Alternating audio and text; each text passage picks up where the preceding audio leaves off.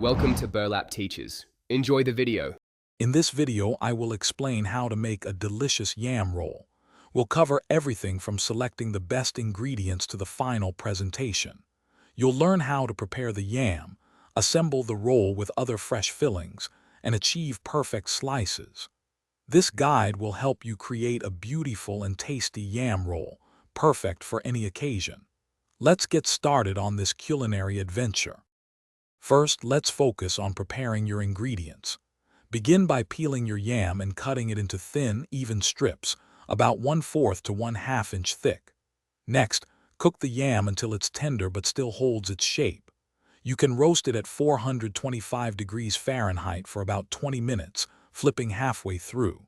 While the yam cools, slice any other fillings, such as creamy avocado or crisp cucumber, and ensure your sushi rice is perfectly cooked and seasoned. Now for the exciting part, assembling your yam roll. Place a nori sheet, rough side up, on a bamboo rolling mat. Dip your hands in water to prevent sticking, then spread about 1 cup of sushi rice evenly over the nori, leaving a 1/2 inch gap at the top. Arrange your cooked yam strips and other fillings in a line across the rice, about 1 inch from the bottom edge.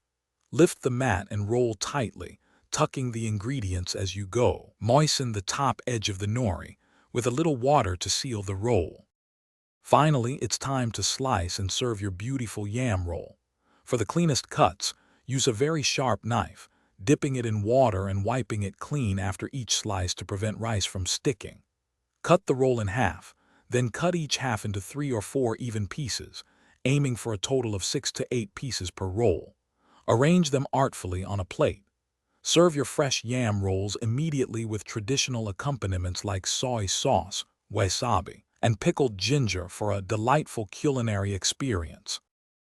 Thanks for watching. Consider subscribing if this video helped you.